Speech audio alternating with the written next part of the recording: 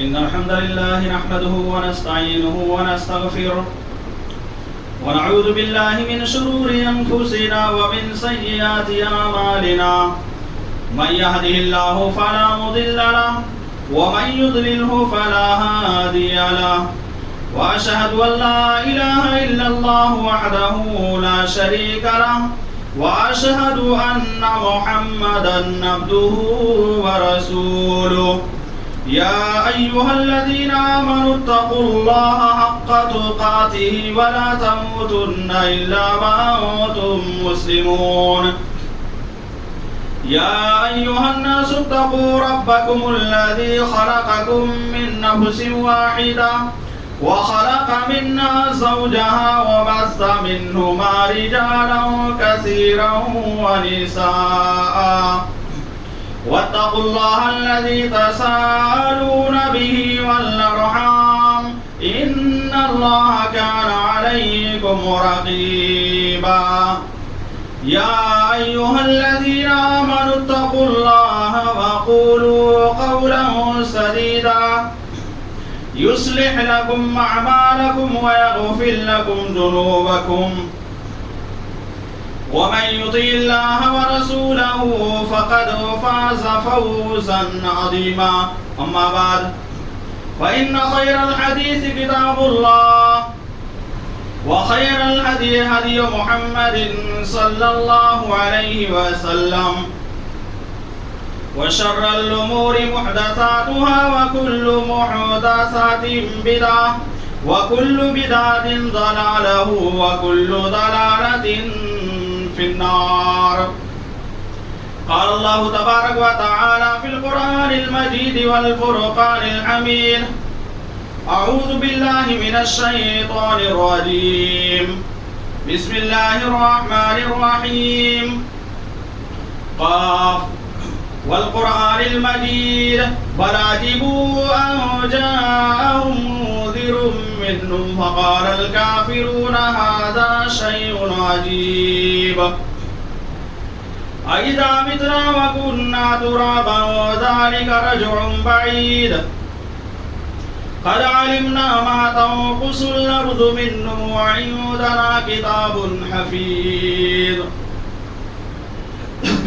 بل كذبوا بالحق لما جاءهم فهم في أمر مريج أفلم ينظروا إلى السماء فوقهم كيف بنيناها وزيناها وما لها من فروج والأرض مددناها وألقينا فيها رواسي وأنبتنا فيها من كل زوج بهيج تبصرة وذكرى لكل عبد منيب. قال الله تبارك وتعالى في القرآن المجيد والفرقان الحميد أعوذ بالله من الشيطان الرجيم بسم الله الرحمن الرحيم أفلا يتدبرون القرآن أم على قلوب أقفالها. وقال تعالى في موضع آخر ظهر الفساد في البر والبحر بما كسبت أيدي الناس ليذيقهم بعد الذي عملوا لعلهم يرجعون. حضرات گرامی قدر حاضرین جمعہ، تمام قسم کی تعریفات و توصیفات اللہ رب العالمین کے لیے لائق و زیبا ہے، جس نے ہم تمام انسانوں کو پیدا کیا اور پیدا کرنے کے بعد سیدھے راستے کی طرف ہماری رہنمائی بھی کر دی، اور اس سیدھے راستے پر چلنے کے لیے اپنے آخری نبی جناب محمد عربی صلی اللہ علیہ وسلم کو اس دار فانی کے اندر مبعوث کیا، جنہوں نے ہم تمام لوگوں کو اللہ رب العالمین کی عبادت و بندگی کرنے کا، دین پر چلنے کا، سیدھے راستے کو اپنانے کا طریقہ بھی بتلا دیا کہ اس روئے زمین پر ہمیں کس طرح سے رہنا ہے، کس طرح سے زندگی گزارنا ہے. ان ساری چیزوں کے بارے میں نبی کریم صلی اللہ علیہ وسلم نے ہماری رہنمائی فرما دی ہے. حضرات، گزشتہ جمعہ میں اصلاح معاشرہ کے تعلق سے کچھ باتیں آپ حضرات کے سامنے بیان کی گئی تھی. اصلاح معاشرہ کے تعلق سے کچھ اسباب آپ کے سامنے بیان میں نے کیا تھا. کچھ اسباب باقی بچے ہوئے ہیں. انہی اسباب کو آج کے اس خطبہ جمعہ میں آپ حضرات کے سامنے پیش کرنے کی کوشش کر رہا ہوں. اللہ رب العالمین سے میں دعا کرتا ہوں کہ بار الہ تو ہم کو صحیح باتیں کہنے اور ہم تمام لوگوں کو ان باتوں پر عمل کرنے کی توفیق عطا فرما. اصلاح معاشرہ کے تعلق سے کہ اصلاح معاشرہ کیسے ہو سکتا ہے، بگڑے ہوئے معاشرے کی سدھار کیسے ہو سکتی ہے، تو انہی اسباب میں سے ایک سبب یہ ہے کہ اگر معاشرے کی، سماج کی، سوسائٹی کی ہم اور آپ اصلاح کرنا چاہتے ہیں اور یہ چاہتے ہیں کہ ہمارا معاشرہ بہترین معاشرہ بن جائے، تو سب سے پہلے ہمیں نمازوں کی پابندی کرنی پڑے گی. اگر ہم نماز کی پابندی نہیں کریں گے تو پھر ہمارے معاشرے کی اصلاح ہونا یہ ناممکن ہے. ایک مسلمان اپنے آپ کو کہے کہ میں مسلمان ہوں اور وہ نماز نہ پڑھے، یہ کیسے ممکن ہے؟ ایک بندہ اپنے آپ کے بارے میں یہ دعویٰ کرے کہ میں مومن ہوں، اللہ رب العالمین پر اور نبی کریم صلی اللہ علیہ وسلم کی لائی ہوئی شریعت پر ایمان لاتا ہوں، اگر وہ نماز نہیں پڑھتا ہے تو یہ کسی بھی صورت میں جائز اور درست نہیں ہے.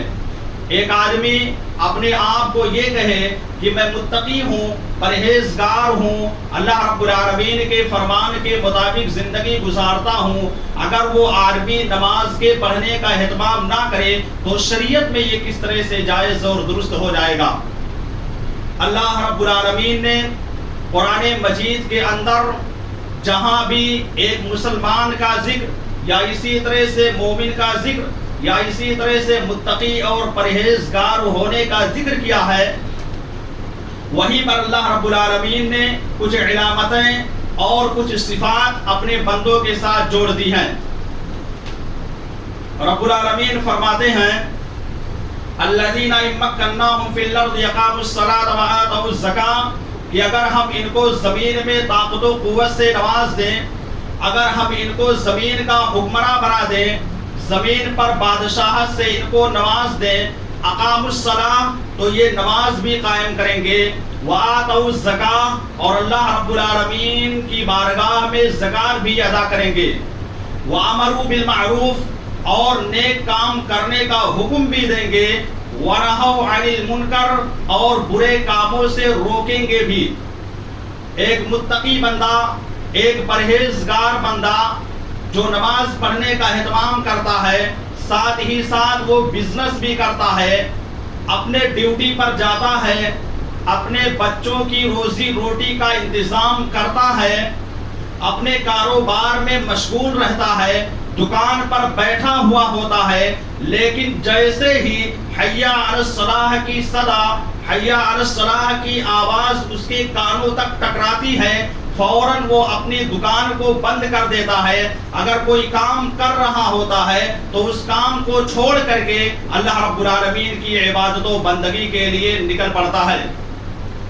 رب العالمین نے قرآن مجید کے اندر بیان کیا رجال لا تلہیہم تجارت ولا بیع عن ذکر اللہ واقام الصلاۃ، کہ اللہ رب العالمین کے مومن اور متقی بندے وہ ہیں جو اپنے کاروبار میں مشغول رہتے ہیں، اپنے ڈیوٹی پر رہتے ہیں، اپنی دکانوں کو چلاتے ہیں، لیکن جیسے ہی حی علی الصلاح کی صدا ان کی کانوں میں ٹکراتی ہے تو یہ چیز یعنی کاروبار کرنا، دکان چلانا یا اسی طرح سے اپنے بال بچوں کی روزی روٹی کا انتظام کرنا، نماز سے ایسے انسان کو غافل نہیں کر پاتی ہے. گویا کہ یہ انسان نماز پڑھنے کے لیے تیار ہو جاتا ہے. ایسا کیوں کرتا ہے؟ اس لیے کہ اللہ رب العالمین نے بیان کیا یخافون یوما تتقلب فیہ القلوب والابصار، کہ اس کے دل میں اللہ رب العالمین کا خوف پایا جا رہا ہے، اللہ رب العالمین کا ڈر پایا جا رہا ہے، جہنم کے عذاب سے وہ ڈر رہا ہے، قبر کی عذاب سے وہ ڈر رہا ہے، اس لیے وہ فوراً اللہ رب العالمین کی بارگاہ میں جیسے ہی اذان کی آواز اس کی کانوں سے ٹکراتی ہے وہ فوراً نماز پڑھنے کے لیے تیار ہو جاتا ہے۔ میرے بھائیو اور دوستو، ایک آدمی اگر نماز پڑھنے کا اہتمام کرے گا، نماز کی پابندی کرے گا، تو جو برائی اس کے اندر پہلے پائی جا رہی تھی وہ برائی بھی ختم ہو جائے گی۔ رب العالمین نے قرآن مجید میں سورۃ العنکبوت کے اندر بیان کر دیا ان الصلاۃ تنہی عن الفحشاء والمنکر، کہ یقیناً یہ نماز بے حیائی سے اور فحش کاموں سے روک دیتی ہے۔ گویا کہ ایک آدمی اگر بے حیائی کی طرف جا رہا ہے، برائی کی طرف جا رہا ہے، اگر وہ آدمی نماز پڑھنے لگتا ہے تو نماز کے پڑھنے کی وجہ سے وہ آدمی برائی سے دور ہو جائے گا اور برائی خود اس سے دور چلی جائے گی۔ اس لیے نماز کے پڑھنے کا اہتمام کرنا بہت ہی ضروری ہے۔ اللہ رب العالمین نے ایسے لوگوں کے بارے میں بیان کیا جو لوگ نماز قائم کرتے ہیں، کہتے ہیں رب العالمین کہ ایسے لوگ کامیاب ہو گئے۔ قد افلح المؤمنون الذین هم فی صلاتهم خاشعون، کہ وہ مومن بندے جو اپنی نمازوں میں خشوع و خضوع کا اہتمام کرتے ہیں۔ جب نماز میں کھڑے ہوتے ہیں تو ایسا نہیں ہوتا ہے کہ ان کا دل و دماغ گھر پر لگا ہوا ہوتا ہے، یا اسی طرح سے اگر دکان بند کر کے آئے ہوئے ہیں تو دکان پر لگا ہوا ہے، یا بزنس کر رہے ہو تو وہاں پر لگا ہوا ہے، ایسا نہیں ہے۔ بلکہ ہوتا یہ ہے کہ جو مومن بندے ہوتے ہیں وہ خشوع و خضوع کے ساتھ نماز ادا کرتے ہیں، اور ایسے ہی لوگوں کے بارے میں رب نے اس آیت کریمہ کے اندر فرما دیا کہ یہ لوگ کامیاب ہونے والے ہیں۔ اور اسی طرح سے اللہ رب العالمین نے بیان کیا الذین ہم علی صلاتہم یحافظون، کہ وہ لوگ اپنی نمازوں کی حفاظت کرتے ہیں، اپنی نمازوں پر پابندی برتتے ہیں۔ میرے بھائی اور دوستو، کہنے کا مقصد یہ ہے کہ اگر ہم سماج کی اصلاح چاہتے ہیں، معاشرے کی اصلاح چاہتے ہیں، سوسائٹی کی اصلاح چاہتے ہیں، تو سب سے پہلے ہمیں نماز پڑھنے کا اہتمام کرنا پڑے گا۔ ہم نماز نہیں پڑھیں گے تو ہمارے معاشرے کا، ہمارے سماج کا اصلاح ہونا یہ ناممکن ہے۔ آج ہماری اور آپ کی حالت کیا ہے کہ ہم سڑکوں پر پروٹیسٹ کرنے کے لیے تیار ہو جاتے ہیں۔ مثال کے طور پر اگر حکومت نے ہمارے خلاف کوئی بل پیش کر دیا ہے اور وہ سنویدھان کے خلاف ہے تو ہم اس کے لیے روڈ پر، سڑک پر دھرنا پردرشن کے لیے یا وروධ کے لیے نکل جاتے ہیں۔ ٹھیک ہے، بالکل یہ درست ہے۔ اگر کوئی قانون ایسا آ رہا ہے جو ہمارے سنویدھان کے خلاف ہے تو ہمیں پوری اتھارٹی ملتی ہے کہ ہم میدان میں نکلیں اور نکل کر کے اس کا پرزور وروධ کریں۔ اسی طرح سے اگر کسی جگہ پر کسی ریلی میں جانا ہوتا ہے تو ہم فوراً جانے کے لیے تیار ہو جاتے ہیں۔ کسی نے شادی میں بلایا ہے تو وہاں پر بھی جانے کے لیے تیار ہو جاتے ہیں۔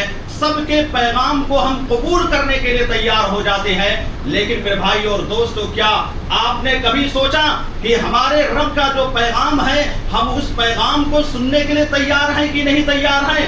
اگر اس کے بارے میں سوال کیا جائے تو اس کا جواب یہی ملے گا کہ ہم اللہ رب العالمین کے پیغام کو سننے کے لیے تیار نہیں ہیں۔ میرے بھائی اور دوستو، اصلاح معاشرہ کے لیے ضروری ہے کہ ہم معاشرے کے اندر سب سے پہلے نماز کے پڑھنے کا اہتمام کریں۔ اگر ہم نماز نہیں پڑھیں گے تو معاشرے کی اصلاح نہیں ہو سکتی ہے۔ آپ نبی کریم صلی اللہ علیہ وسلم کو دیکھ لیجئے، کتنی زیادہ مشغولیت ہوتی تھی۔ غزوہ خندق کا واقعہ ہے، آپ صلی اللہ علیہ وسلم لڑائی کے میدان میں موجود ہیں اور لڑائی چل رہی تھی، جس کی وجہ سے آپ کی عصر کی نماز فوت ہو گئی۔ آپ کو پتہ نہیں چلا، بالکل اسی میں مشغول ہو گئے اور آپ کی عصر کی نماز فوت ہو گئی۔ سورج ڈوب گیا، مغرب کی نماز کا وقت ہو گیا۔ نبی کریم صلی اللہ علیہ وسلم کو اس پر بہت افسوس ہوا، اور افسوس کیوں نہیں ہوگا جب نبی کریم صلی اللہ علیہ وسلم کبھی نماز کو نہیں چھوڑتے تھے، نہیں ترک کرتے تھے، تو ظاہر سی بات ہے ان کو افسوس اس بات پر ہوگا کہ ہماری عصر کی نماز فوت ہو گئی ہے۔ نبی کریم صلی اللہ علیہ وسلم نے ان لوگوں کے لیے یعنی جن کے ساتھ جنگ چل رہی تھی ان کے لیے باقاعدہ بددعا بھی کیا. ویسے میرے نبی صلی اللہ علیہ وسلم کسی قوم کے لیے چاہے جتنی تکلیف کیوں نہ آپ کو پہنچ جائے آپ بددعا نہیں کرتے تھے. لیکن یہاں پر آپ کی عصر کی نماز فوت ہو گئی تھی, ان دشمنوں کی وجہ سے چھوٹی ہوئی تھی, اس لیے آپ نے ان لوگوں کے لیے بددعا کرتے ہوئے کہا ملأ اللہ قبورہم وبیوتہم نارا, کہ اللہ رب العالمین ان کی قبروں کو اور ان کے گھروں کو آگ سے بھر دے. میرے بھائی اور دوستو, نبی کریم صلی اللہ علیہ وسلم اس قدر نماز کے پڑھنے کا اہتمام کیا کرتے تھے. یہی نہیں بلکہ حذیفہ بن یمان رضی اللہ تعالی عنہ بیان کرتے ہیں کہ نبی کریم صلی اللہ علیہ وسلم کے اوپر جب کوئی پریشانی پہنچتی تھی, کوئی دقت ہوتی تھی, تو آپ فوراً نماز کا رخ کیا کرتے تھے. گویا کہ یہ نماز ساری الجھنوں کو دور کرنے کا سبب ہے. اگر کوئی پریشانی کوئی ٹینشن ہمیں ہے, ہم نماز پڑھنے لگیں گے تو انشاءاللہ وہ پریشانی اور وہ ہمارا ٹینشن بالکل ختم ہو جائے گا, جیسا کہ نبی کریم صلی اللہ علیہ وسلم کیا کرتے تھے. اس لیے میرے بھائیو اور دوستو, نبی کریم صلی اللہ علیہ وسلم کی زندگی کو ہمیں اور آپ کو آئیڈیل بنانا ہے, نمونہ بنانا ہے. جیسا نبی کریم صلی اللہ علیہ وسلم نے کیا ہے ٹھیک اسی طرح سے ہمیں کر کے دکھلانا ہے, تب جا کر کے ہمارے معاشرے کا اور ہمارے سماج کا اصلاح ہو سکتا ہے. ورنہ اگر ہم اس طرح نہیں کریں گے, نماز کے پڑھنے کا اہتمام نہیں کریں گے, تو ہمارے معاشرے کا اصلاح ہونا یہ ناممکن ہے. معاشرہ کبھی بھی سدھر نہیں سکتا ہے. میرے بھائیو اور دوستو, معاشرے کی اصلاح کے لیے چوتھی چیز یہ ہے, آج ہم لوگوں کے پاس موبائل موجود ہے, اسمارٹ فون موجود ہے. آج ہم لوگ فیس بک چلاتے ہیں, واٹس ایپ چلاتے ہیں, ٹیلی گرام یا اسی طرح سے دنیا بھر کے جتنے بھی ایپس موجود ہیں ان سارے ایپس کو ہم استعمال کرتے ہیں. اگر ہمارے واٹس ایپ پر کسی ہمارے قریبی دوست کا میسج آ جائے تو جب تک ہم اس میسج کو پڑھ نہیں لیتے ہیں ہمیں چین و سکون نہیں ملتا ہے.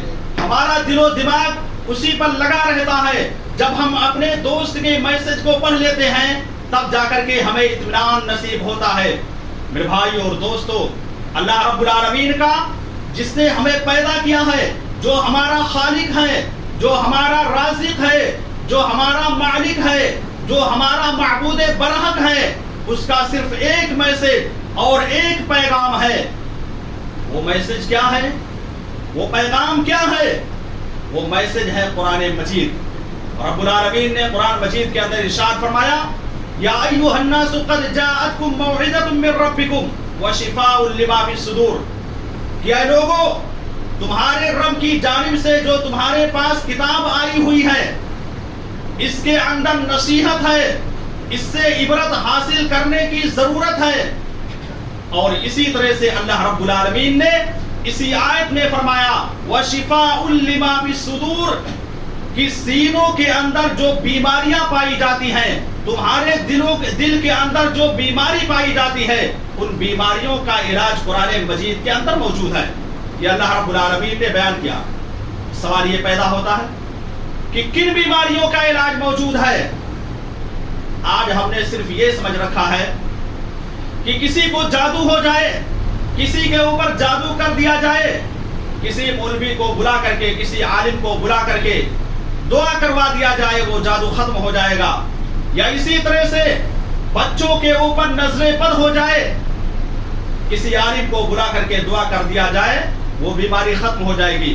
گویا کہ ہم نے قرآن مجید کو صرف اور صرف جھاڑ پھونک کا علاج اور معالجے کی کتاب سمجھ کر کے رکھ دیا ہے کہ کسی کو کوئی بیماری ہو جائے یا اسی طرح سے کسی کے اوپر نظر لگ جائے, بلا کر کے پڑھ دو, شفا یابی مل جائے گی.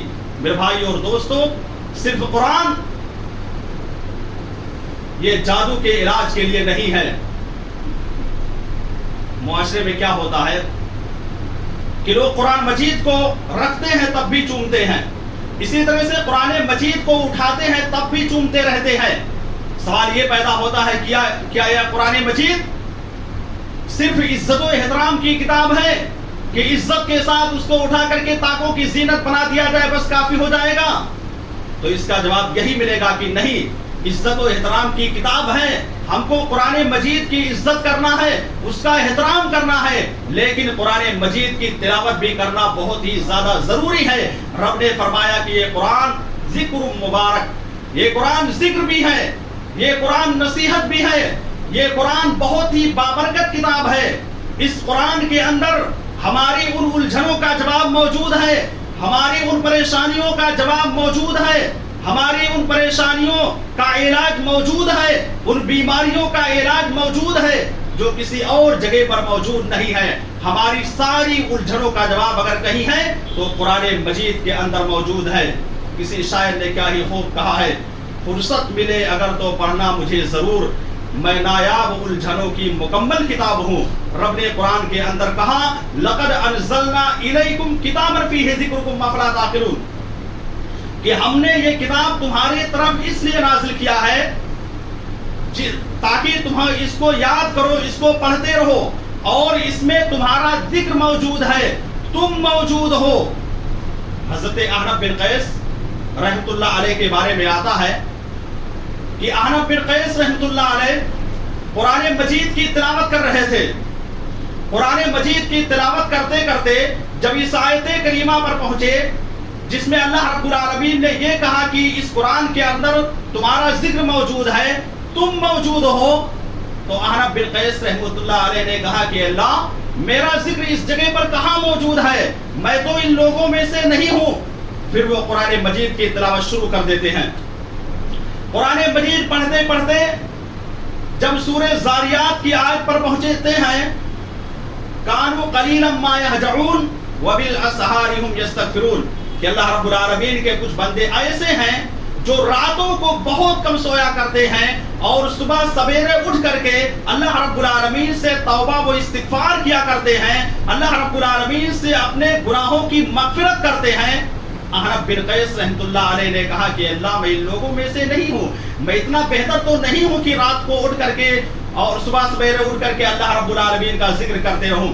قرآن مجید کو پھر پڑھنا شروع کر دیتے ہیں، اور پڑھتے پڑھتے سورہ سجدہ کی جب اس آیت پر پہنچتے ہیں تتجافا جنوبهم عن المضاجع يدعون ربهم خوفا وطمعا کہ اللہ رب العالمین کے کچھ متقی اور پرہیزگار بندے ہوتے ہیں جب وہ بستروں پر جاتے ہیں سونے کے لیے تو ان کے پہلو بستروں سے جدا رہا کرتے ہیں، گویا کہ وہ راتوں کو بہت کم سوتے ہیں، رات میں تہجد کے پڑھنے کا اہتمام کرتے ہیں۔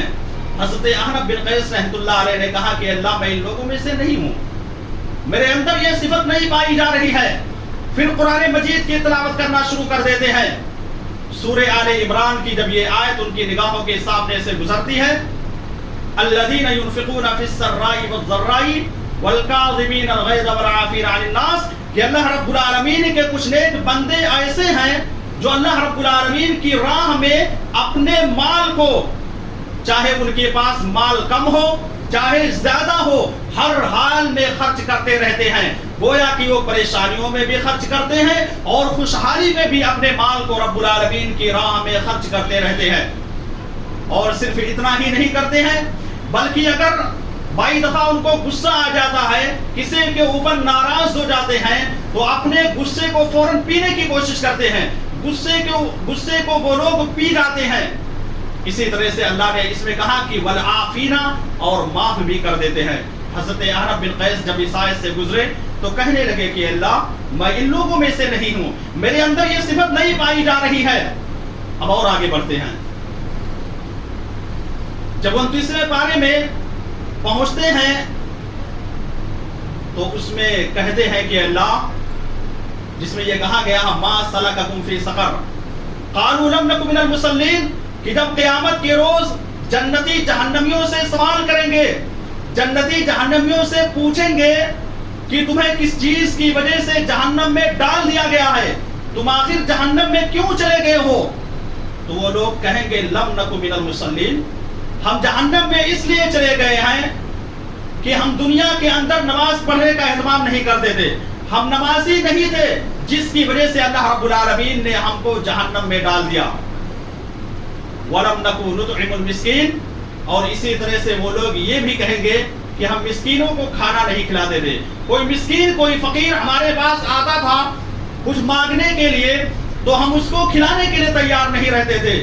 اور یہی نہیں بلکہ وہ لوگ یہ بھی کہیں گے وَكُنَّا نَخُوضُ مَعَ الْخَائِضِينَ کہ ہم لوگ دین کا مذاق اڑانے والوں کے ساتھ مل کر کے دین کا مذاق اڑایا کرتے تھے. حضرت احنف بن قیس رحمۃ اللہ علیہ نے کہا کہ اللہ میں اتنا بھی برا نہیں ہوں کہ دین کا مذاق اڑانے والوں لوگوں کے ساتھ مل کر کے دین کا مذاق اڑاؤں.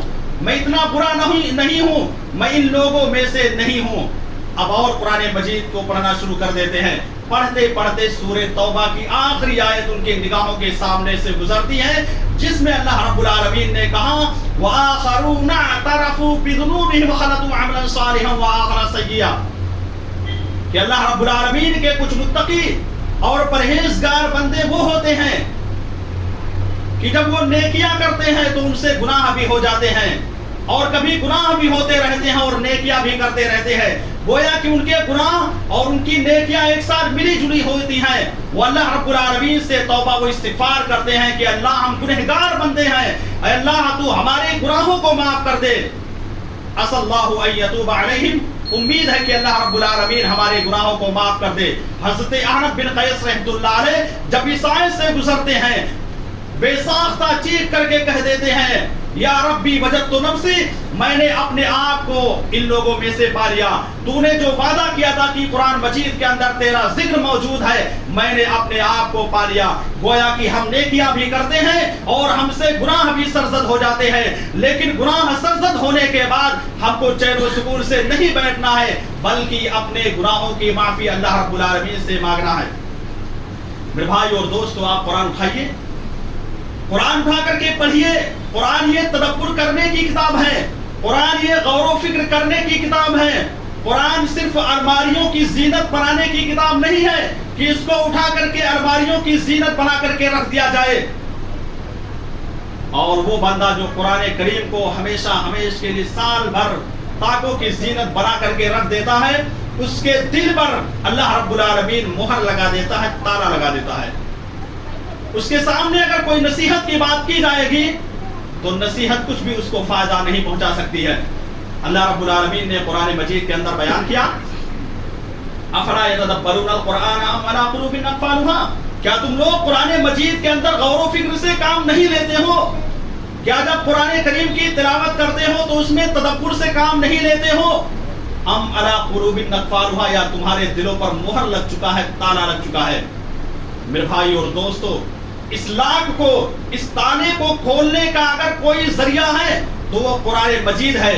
قرآن مجید کے ذریعے سے اس لاک کو, اس تالے کو کھولا جا سکتا ہے.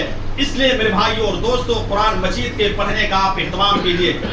میں گارنٹی کے ساتھ کہہ رہا ہوں کہ اگر کوئی بندہ قرآن مجید کو ہر روز ایک صفحہ یا 2 صفحہ معانی و مفہوم کے ساتھ ترجمے کے ساتھ پڑھ لے تو اللہ رب العالمین اس کی زندگی کو بہت ہی بہتر بنا دے گا.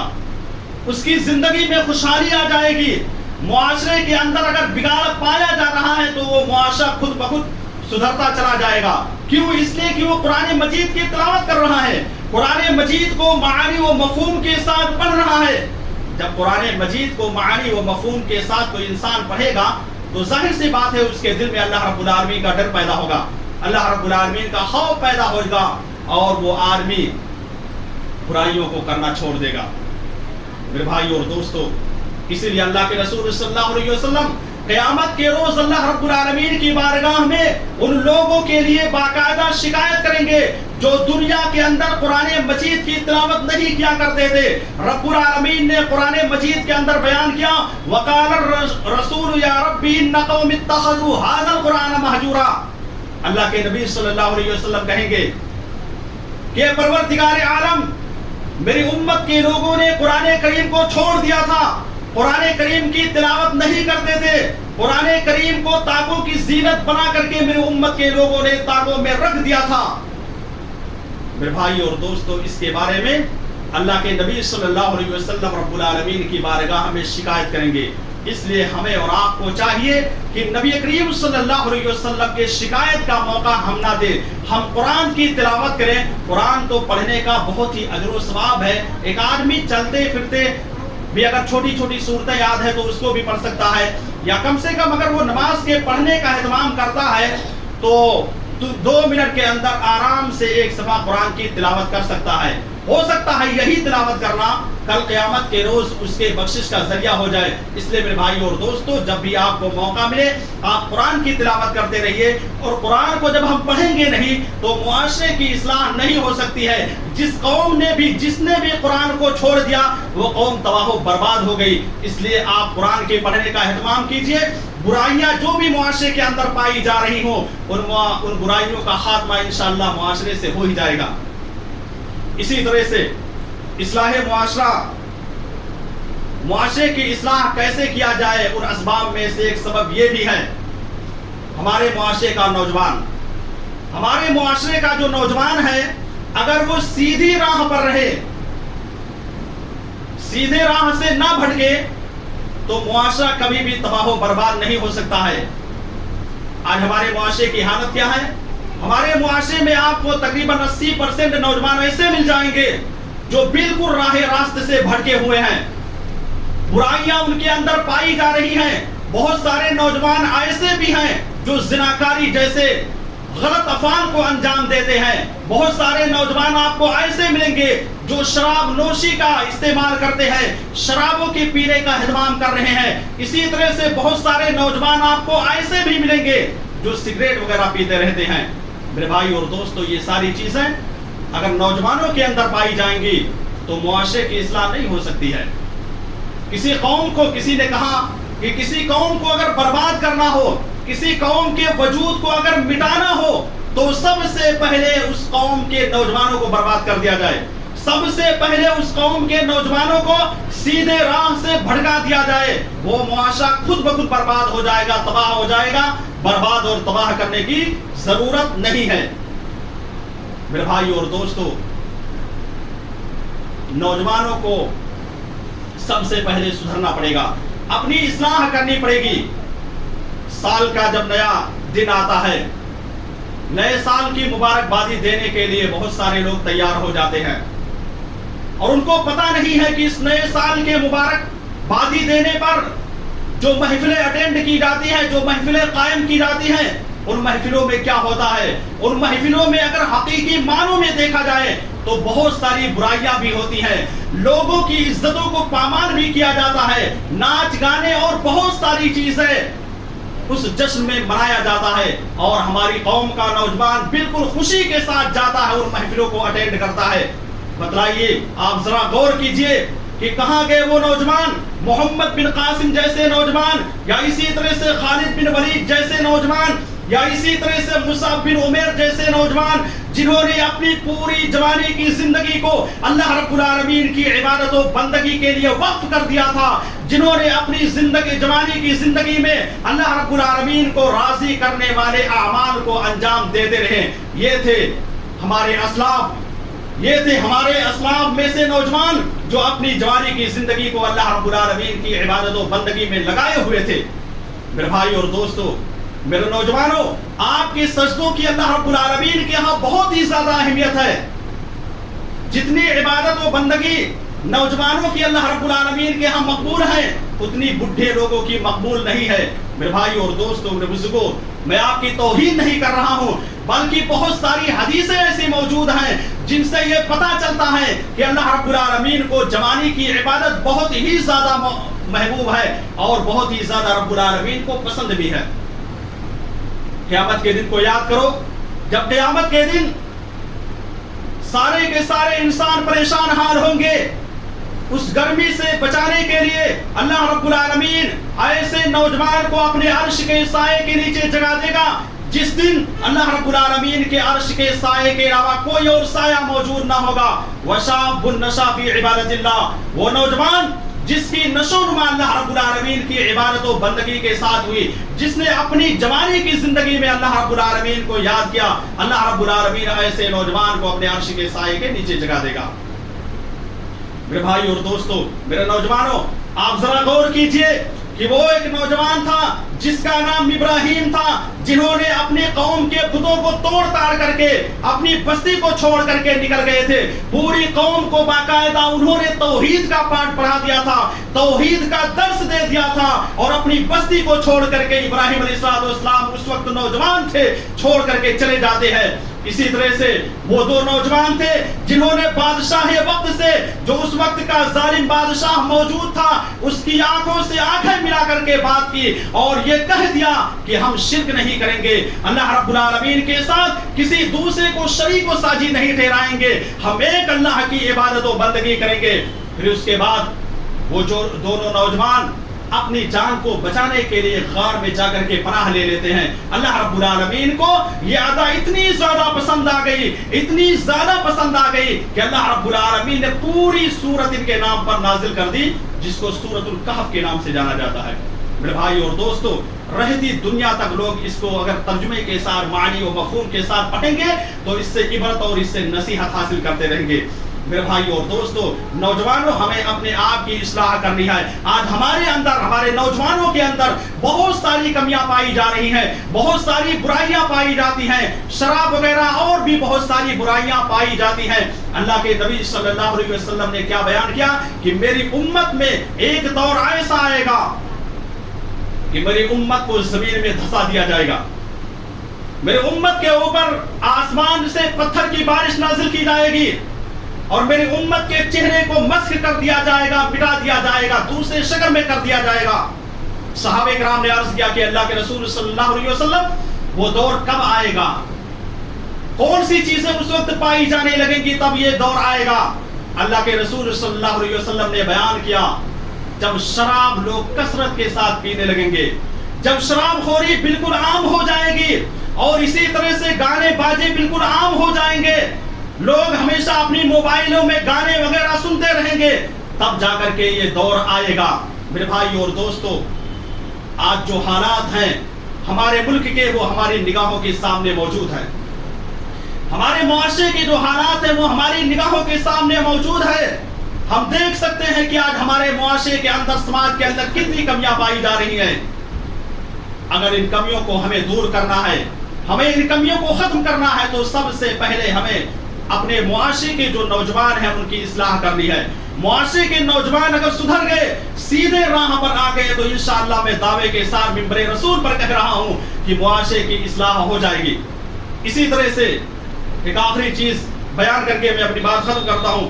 اصلاح معاشرہ کی ایک چیز یہ ہے کہ اصلاح معاشرے کے اندر جو عورتیں پائی جا رہی ہیں، ان عورتوں کی اصلاح کرنا بہت ہی زیادہ ضروری ہے۔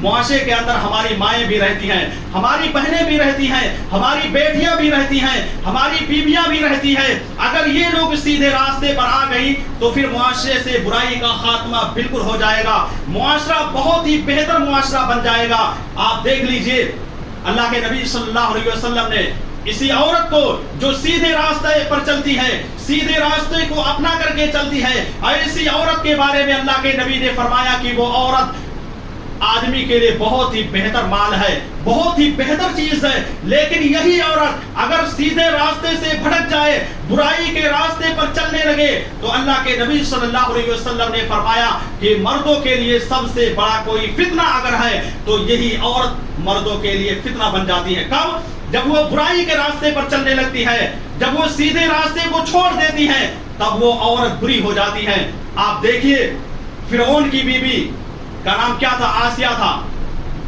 یہ بہت ہی دلیر تھی، فرعون کے گھر میں وہ رہتی تھی، لیکن وہاں پر باقاعدہ اللہ رب العالمین کے توحید کے کلمے کو بلند کیا، اور انہوں نے برملا کہہ دیا کہ ہم ایک اللہ رب العالمین کی عبادت و بندگی کریں گے، اللہ رب العالمین کے علاوہ کسی کی عبادت و بندگی ہم کرنے کے لیے تیار نہیں ہے۔ اتنا کہنا ہی تھا کہ بادشاہ نے، فرعون نے اپنی بیوی آسیہ کو اپنے گھر سے مار کر کے نکال کر بھگا دیا۔ آسیہ رضی اللہ تعالی عنہا نے بہترین بلڈنگ کو، بہترین محل کو چھوڑ دیا اور یہ کہہ دیا کہ میں اللہ رب العالمین کے علاوہ تمہارے کہنے کی وجہ سے کسی اور کی سجدہ نہیں کر سکتی ہوں۔ میرے بھائی اور دوستو، ضروری نہیں ہے کہ بہترین ماحول ہوگا تب جا کر کے عورتیں صحیح طریقے سے رہیں گی۔ باحیا عورتیں بنیں گی، پردے کا اہتمام کریں گی۔ آپ دیکھیے اس ظالم بادشاہ کے گھر میں رہ کر کے آسیہ رضی اللہ تعالی عنہا نے ہمارے لیے مثال قائم کر دیا کہ آپ کسی بھی جگہ رہیں، امریکہ میں رہیں یا جہاں پر پردے کا باقاعدہ بیان لگتا ہے، کہا جاتا ہے کہ پردہ نہیں کیا جائے گا، اس جگہ پر رہ کر کے وہ عورت پاکیزہ عورت بن سکتی ہے۔ اللہ رب العالمین سے میں دعا کرتا ہوں کہ بار الہ تو ہم کو صحیح عمل کرنے کی توفیق عطا فرما۔ ہمارے معاشرے کے اندر جو کمیاں پائی جا رہی ہیں، جو برائیاں پائی جا رہی ہیں، ان برائیوں کا اے اللہ خاتمہ کر دے۔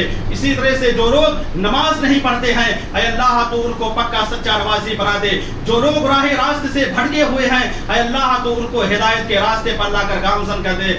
آمین وآخر دعوانا الحمدللہ رب العالمین۔